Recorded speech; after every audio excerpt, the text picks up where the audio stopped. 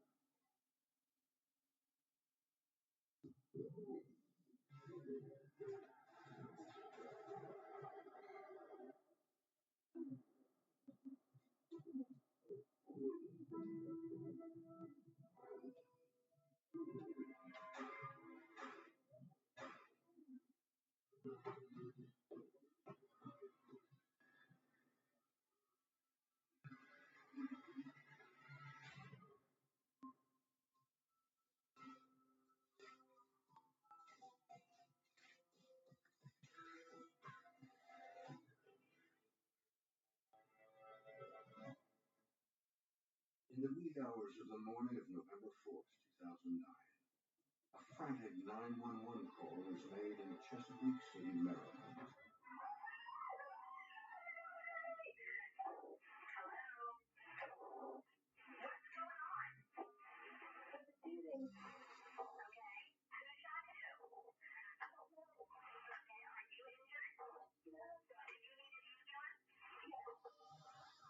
The plea for help comes from the McCoy farmhouse, home to a well-known and well-off family in Chesapeake City. They lived on Route 213, which is the main route heading south out of town. And it was sort of a country, rural area.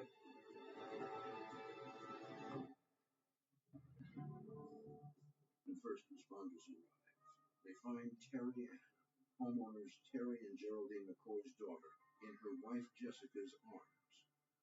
The 40-year-old is slipping in and out of consciousness. We're gonna need medevac. Jerry told me. He said he heard her say,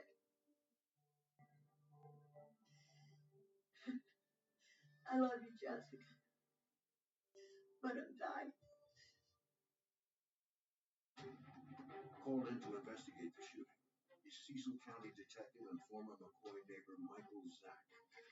At that time, and I was to respond there and start an investigation. My supervisor stated that four individuals have entered the residence. They had shot an individual inside the residence. They were wearing ski masks, and there were no good suspects. The first thing I did was I did park at the end of their lane, and I walked all the way down the lane with my flashlight, just scanning for anything that could be related as evidence.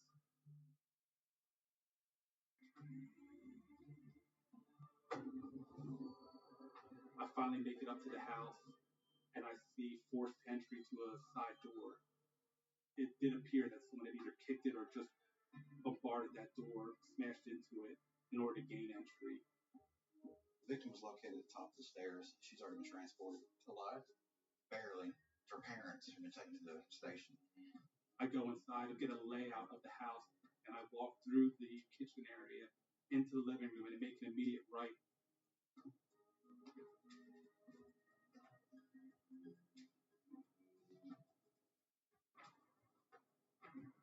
So I was able to locate shell casings at the bottom of the staircase.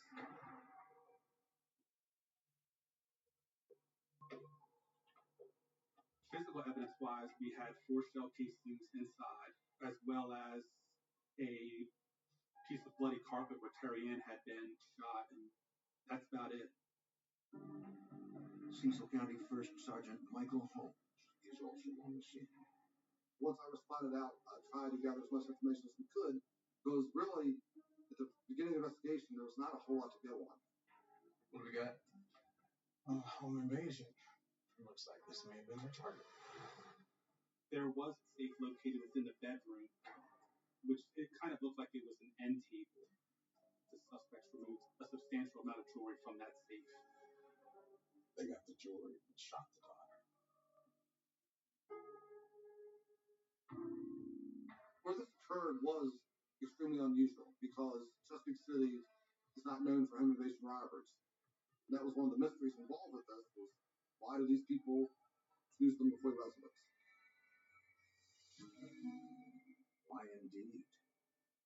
Before any theories are established, detectives receive a devastating update on the victim. I got the phone call from my supervisor that Terry Ann had passed while in flight to the hospital. Mike Zapp came and he said she passed. Well, you might as well stuck a knife through my heart. My head was spinning. It just still seemed unreal to me. I didn't feel like it was real. It felt like a mistake. It's just so hard. I went to the hospital. I begged them to let me see Terry Ann. And they said no, because it was a murder. They had to get evidence. And I told them, I said, you can tie my hands behind my back. Just let me see her one time. That's all I wanted. And they didn't let me. The sudden loss of the McCoys' youngest of 3 daughters has everyone in shock. None more so than the family patriarch, Terry. Ms. McCoy, again, we just want to go over events that occurred this morning. If you wouldn't mind, just as detailed as possible, from when you went to bed last night till the events that occurred this morning, if you wouldn't mind going over what happened. All we done was went to bed and I think I went to bed 8:30. The previous night? Yeah. And all I heard was flight noise. And like I said, woke me up.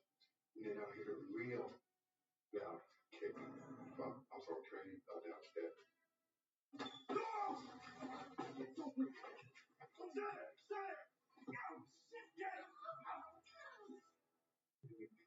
It was at my door coming in very loud. They, being 3 armed assailants, as a 4th watches from the door. While Terry tells officers his story, his wife is in a separate interrogation room. Though they aren't considered suspects, it's still important their stories match. I had one person come to my side of the bed. 2 of them was on Terry. And they kept, cousin Terry, I want the effing money. The effing money. And Terry kept saying, take what you want. Take what you want. I knew it would have been a lot of trouble. Geraldine talked about them taking Terry out into the living room and the fact that while Terry is out in the living room, he hears multiple gunshots. He believes that Terry is the one who's actually shot. It's not Terry who was shot. It's his daughter, Terry Ann. I heard 2 shots, boom, boom, in a few minutes. It's the second, and I heard boom, boom again. Just 4 shots total? Yeah. Did you hear anything coming from that part of the house where the shots were? Anyone saying anything? The one boy in the back room kept hollering to another safe, and he would made me go in there, and I don't know the combination my wife does, and she got up and she pulled the table back. She was unlocking the safe with him. Don't look at him, open the safe, come on! So when they brought Terry back into my room, they put him to the foot of my bed. And at that point in time, I don't know that Terry Ann shot. My heart felt like it was coming through my chest. Geraldine's safe contains roughly $250,000 worth of jewelry the McCoys had collected over 40 years of marriage. And he yelled out like, oh, you hit a jackpot. There was a lot of stuff in there. The suspects had to know who the family was. They were specifically looking for money, the jewelry, and its items that were taken. This was not a random house that was selected. This house was targeted based on McCoy's wealth. If you run down to the farm, it's not like it's a $8 million mansion. For a common burglar to want to hit that house, somebody had to know something. Confident the McCoys have nothing to do with their daughter's murder, detectives pivot their questions to a new direction, one that immediately expands their investigation beyond the mere 700 residents of Chesapeake City. What is your main occupation for a living? What do you do? I'm a landlord. And most of your tenants are where? in Spur Run. Spare Run is known as a high crime area. There's been a lot of shootings and homicides throughout several years. Any problems with any of the tenants at all that you think of? I ain't picked nobody out. I changed my phone 6 years. Detectives realized the complexity of the task at hand. Was this a targeted attack on Terry Ann? Was it an act of vengeance against her family? Or was it something even more sinister than they could ever imagine?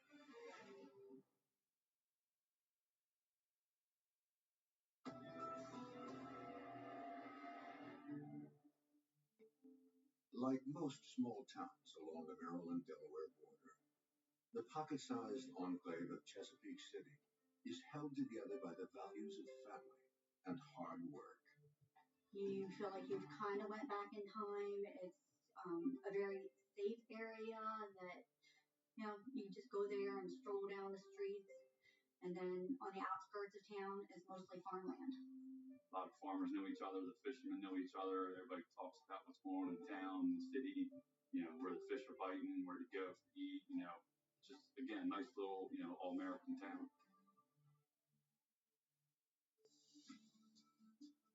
It's why in 1998, after years of hard work, Terry and Geraldine McCoy decide a farmhouse just outside of town is the fulfillment of their dreams. Married as teenagers, the McCoys' first home was a $7 a day motel room. It was called Woodside Motel. And the people liked me and Terry so much that they gave me a job of doing the cleaning in the rooms. And then Terry would help out on their cars because he was an excellent mechanic. And then we started buying properties. Over time, the McCoys acquire and renovate scores of rental properties along the Delaware-Maryland state line in an area called Sparrow Run.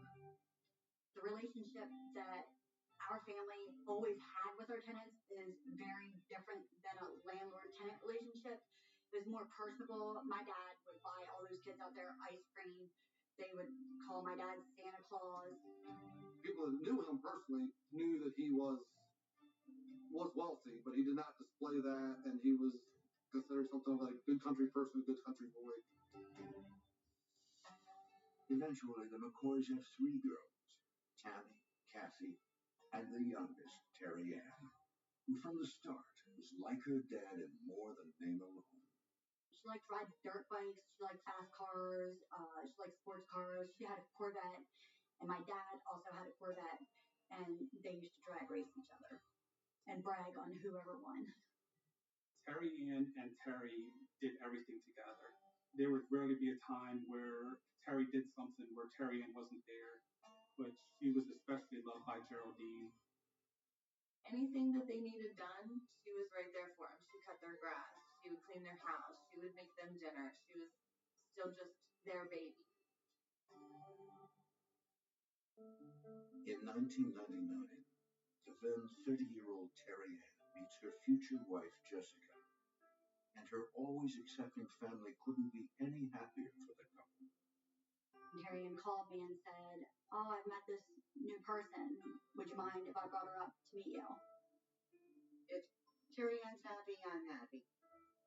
And I loved Jessica to death. She was a part of our family. But on the morning of November 4th, 2009, the McCoy family has been torn apart. Patriarch Terry finds himself sitting in a Cecil County Sheriff's interrogation room. A few hours earlier, 4 masked intruders broke into his home and murdered his beloved daughter, Terry Ann. We didn't have a lot of homicides in Cecil County.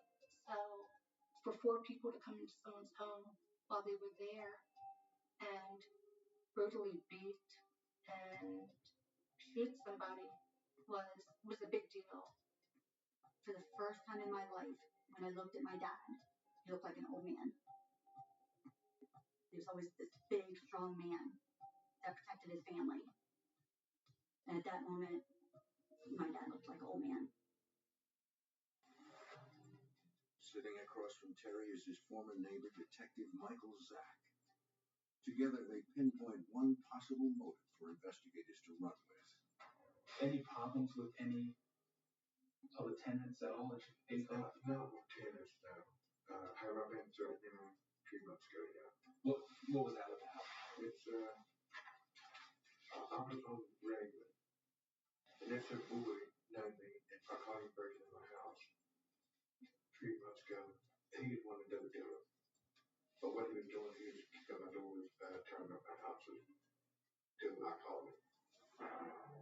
Terry had information that Andrew Tyson was involved in an incident which he had committed a home invasion in Fern River residence.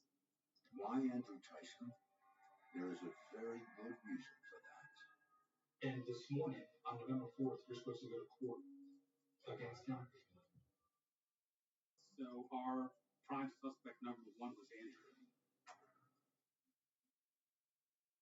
I understand Terry McCoy's going to testify against you today.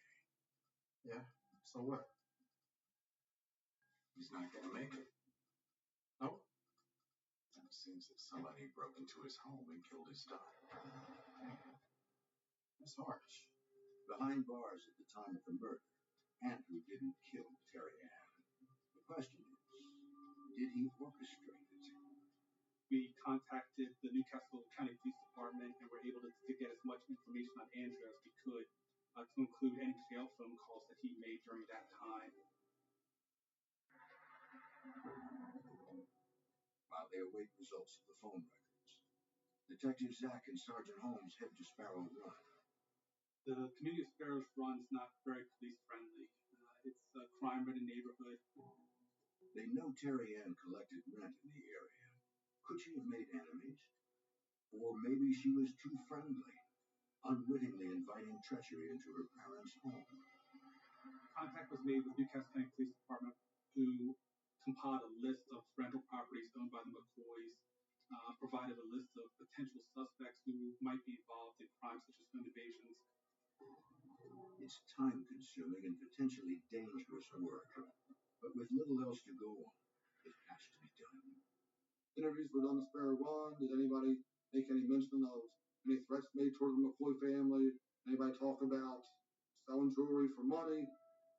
And we found that a lot of people did not want to be seen associated with the police because they did not want to be labeled as snitch or rat or anything of that nature, which made the investigation that more difficult. After several cold shoulders, their efforts finally produce a promising result. I'm sorry for the intrusion, ma'am. Are you here about Terry McCoy? Because I know who did that to her. You do? We received a tip from a Hispanic female that there was individuals who lived in the community that had made claims that they were responsible for the McCoy homicide. One of the individuals stated, "Do you know what happened to Terry Ann?" and made a throat-slashing gesture.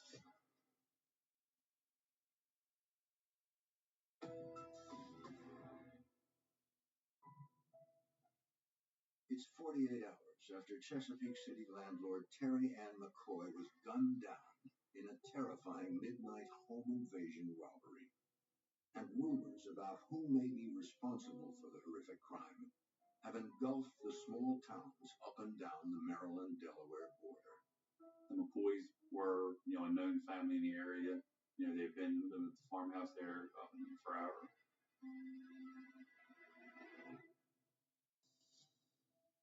For Terry Ann's family, the rumors only add to their pain and their anger at their perpetrators. That was a horrible feeling to look at someone who could be totally innocent and in the back of your mind wonder, did you do this? My dad wanted to go home because he said nobody was going to run him off his farm. But my mom was so scared. She didn't want to go back there. She was afraid they were going to come back. Whenever something like this happens, everyone is on edge. Cecil County, Maryland detectives feel they have a promising lead in hand. One believable enough for detectives to set up a stakeout at the Sparrow Run complex looking for their new suspect. The Hispanic female witness identifies a blue SUV as being driven by the suspect.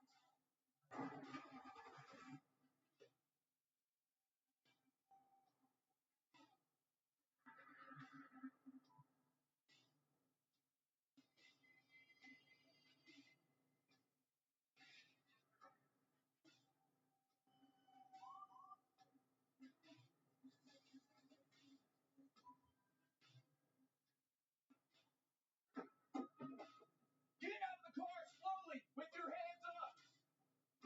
We had to be careful. There's 4 individuals still running around this county that just killed somebody. Oh man, it's my brother's car.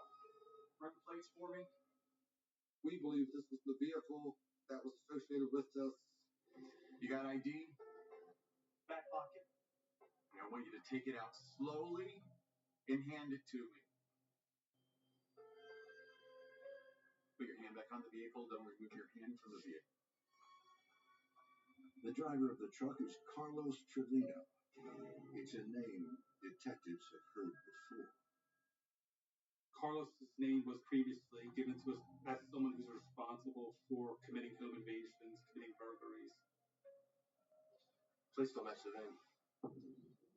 It's very common for someone to commit a crime, switch a license plate so the police aren't looking for that actual registration plate that committed the crime. Carlos, we gotta talk. The next morning, while Carlos Trevino is waiting to be transferred to Cecil County for questioning, Detective Zach returns his attention to his first suspect, Andrew Tyson, the burglar who Terry McCoy was set to testify against the day after the murder. Got anything? Not yet. We had a list of phone calls that Andrew Tyson made while he was in prison. And we listened to all those phone calls to see if there was any type of coded talk or just outright talk of doing harm to the McCoy family. As day turns to night and night stretches on, the train's surveillance continues. Last one. All of our jail calls are monitored and reported, and there was a lot of jailhouse conversations. That night was a very long night. You might want to take a break from it, but the minute you do, that's when you miss a key piece of evidence. I did listen to those phone calls, and there was nothing that would indicate that he was behind this. Detectives learn they're not the only ones burning the midnight oil to solve the case. In the days following her sister's murder, Kathy McCoy takes on the role of an impassioned PI, fielding tips from the community and developing theories of her own. Pieces here. Oh, I got it. I'll walk you out. I'm going to make sure that the police talk to everyone on this list. It doesn't take long for Kathy's hunches to reach the Cecil County detectives' to-do list. Kathy was calling Mike Zach daily, sometimes hourly, with updates. She wanted to be amateur detective, and so she was calling him on a regular basis. If I felt that somebody said something to me that I didn't think they were supposed to know, I wanted to know how they knew it. And I was sending the police to everyone's houses. One of the houses Kathy sends them to is that of Jack Snyder. Jack was a family friend, and he had a criminal past, and his name was provided to us, so we need to interview him as well.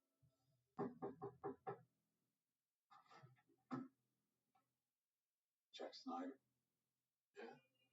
Do you mind if I come in? It's about Terry Ann.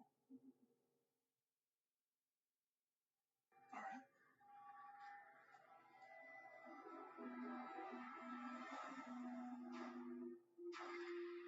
Be right back. Don't worry, they don't bite.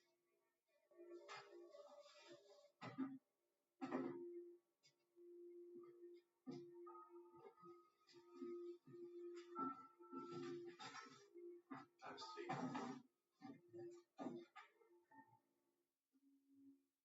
So, how well did you know Terry Ann? Very well. We go way back. It's a shame what happened to her.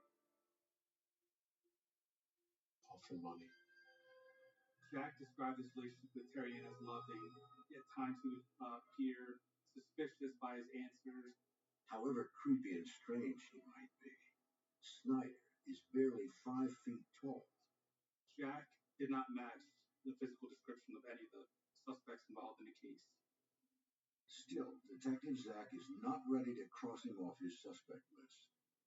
Just the answers that he would give, he appeared like he knew he was either directly involved or he gave information to people about potential money being in the residence.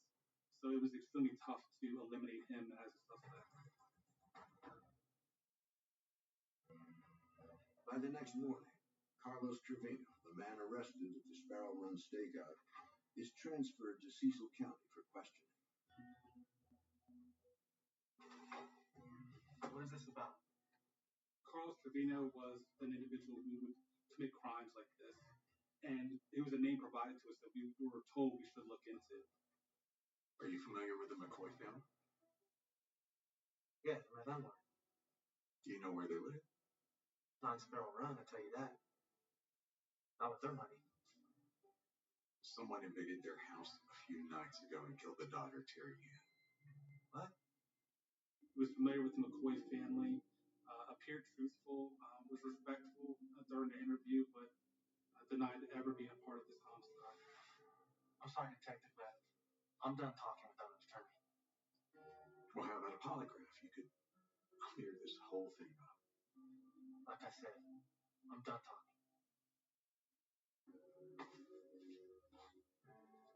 It turns out detectives don't need him to talk. Carlos Trevino has a solid alibi for the night of the murder.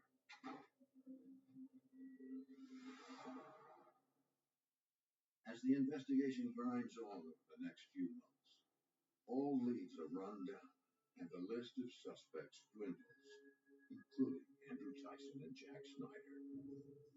I had serious doubts this case would be solved. One day, I was speaking with Detective Zach, and he asked me, what are the chances to solve this case between 1 to 10?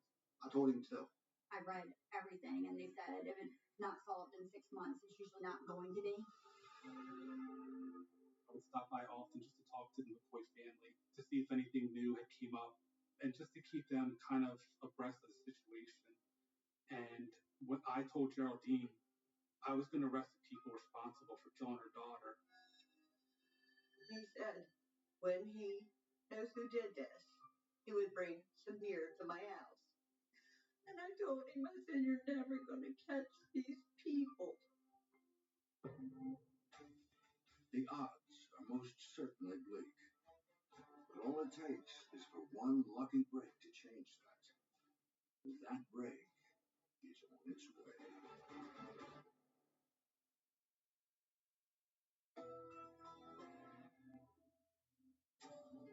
By the time the new year rings in, 2 months have passed since 4 male suspects broke into a Chesapeake City, Maryland farmhouse and shot to death 40-year-old Terry Ann McCoy. This was a hard-working family, law-abiding. They worked hard for everything they got. They were minding their own business. They had a routine. They went to bed, and less than 2 hours later, 4 masked men with guns pound the front door open.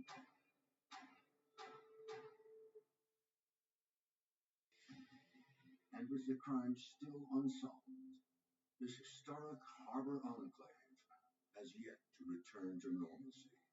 You can count on less than 10 fingers the amount of shootings and murders we've had in this town since the town was started. It could have been anybody.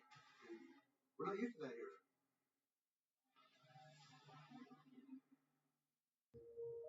Even holiday traditions feel forever changed. It was terrible for me. Nobody could do a Thanksgiving dinner because we were that broken heart. What's gonna happen? You know, can we find these guys? Christmas was not good. Thanksgiving was not good. Nothing was good. It was just miserable. Especially for Terry Ann's wife, Jessica. Jessica, I think she's more traumatized than what anybody even knows. I think it was really hard for her because she was right there with her. She doesn't like to come around this area because all it does is bring back that night for her. The police working the case, a new lead from nearby Wilmington, Delaware, has them hopeful closure for the family is within reach. And that is because this lead doesn't hinge on rumor alone. There was a drive-by shooting where individuals in the car had shot at someone walking on the street. There was physical evidence left behind being the shell casings. So I went to Wilmington, Delaware Police Department and obtained the shell casings from them. Thank you. We'll be back in touch soon. Sounds good. Detective Zach brings the shell casings back to the Maryland State Crime Lab, hoping a match to those from the murder scene will help lead them to the killer. But their target remains elusive. They told me I'd find you here.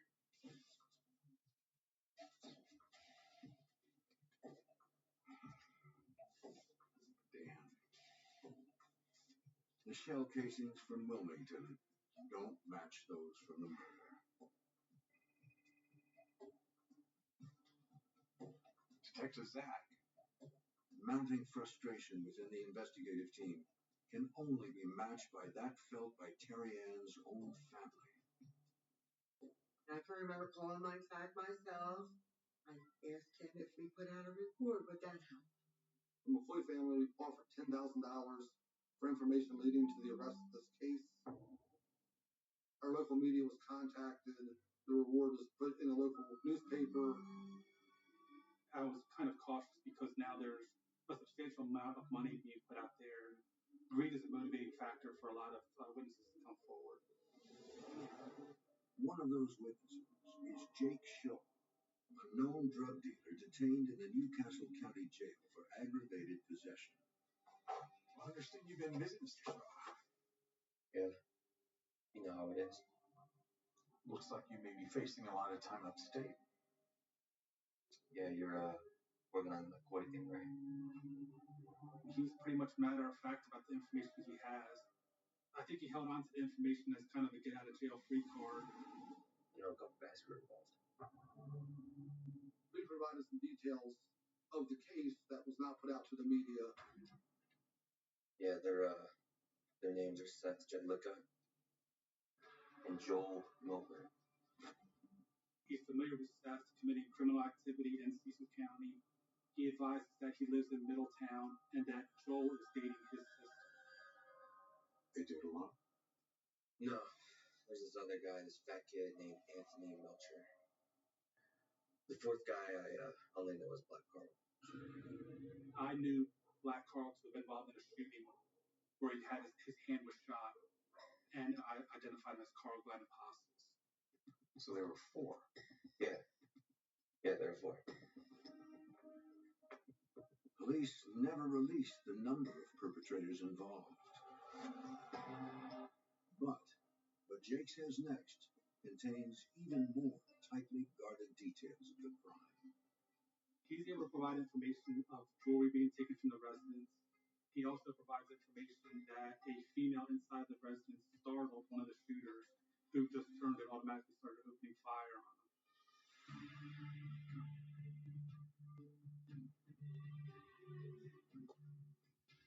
These are just kids. Now the question is, how do police deal with this new information? We didn't have any fingerprints or any DNA evidence that we were able to use or to have and put in the databases. So that wasn't something we could just put into a computer system and get a match and go from there. We got together and discussed who we would want to go after first. Start with this kid. I know. If somebody was going to provide information, we thought it would probably be Melcher, because he was the one who was less involved in the pre-planning. On February 25th, 2010, 17-year-old Anthony Melcher is picked up at his grandmother's house and brought in for questioning. And Anthony, we felt that we needed to talk to you first. Okay? And you get the first first opportunity to talk. We'd rather be you tell the truth and tell us what happened. Well, right now I don't know no clue what y'all talking about. A home invasion in Chesapeake City. Chesapeake City? Yes. For what? For what? I mean, wait, what does that mean? Where you guys kicked in the door with people around home. Who, me? Yes. No, I don't know what you're talking about. He's making no eye contact. He's exhibiting signs of someone that has information but doesn't want to tell us. At some points he gets a little emotional, so we know we're on the right path here. I wasn't there. I didn't know. Okay, hold on. You weren't there? No. Okay. Do you see this? That's you, right? Those are initials of somebody that just came in here and said that you were the person that was there. You see where we're going? I'm giving you the opportunity to tell us your side of the story. This is what I'm trying to tell you, dude. This is it. You're it. You're a picture. That's you. Just tell your side of the story, okay? Come on, man. Get it off your chest. Listen. Get it off. Hold on. Get it off your chest, man. Just get it off your chest. Come on, man. Yes, you do. You do now. I can tell right now. You know. You just want to tell me. Just get it off your chest. Come on, man. Be a man. Quit playing little games like a little kid. Like trying to protect your body over a piece of candy. This is much bigger than that. Just stop.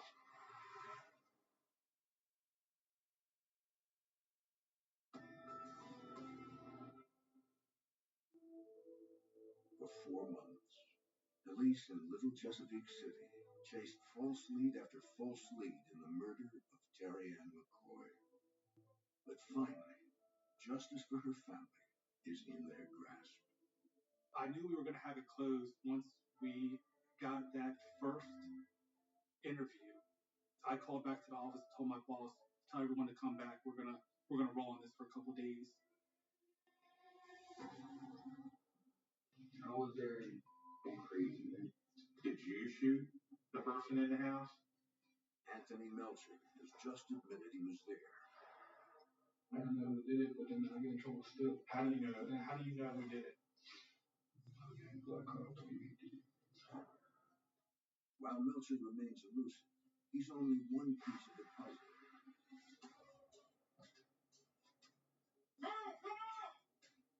This way! Investigators must track down the other 3 perpetrators. This way. Anthony had given us a little bit of information, so that information is related to our supervisors who want this to be a SWAT call out. They're the men that have the necessary tools to kick a door in and face some bad people. I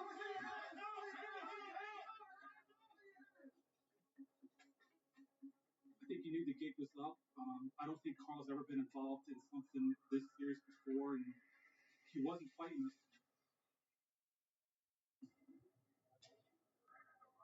Seth Jedlicka and Joel Milburn are eventually tracked down in Miami and apprehended by U.S. Marshals.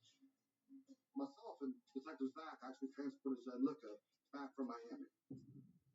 So when we went back to the office, we were hoping that Mr. Jedlicka would talk to us. He was the youngest of the suspects. He was approximately 17 years old when he was brought back. None of the other 3 are willing to talk to the police. Even so, the authorities are convinced they have their man.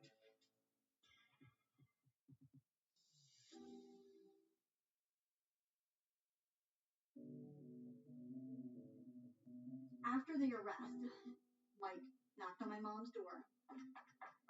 When she opened it, he was standing there with a 6-pack of beer. I said to myself, oh my God. He said, I know. He knew who did this. He knew who did this.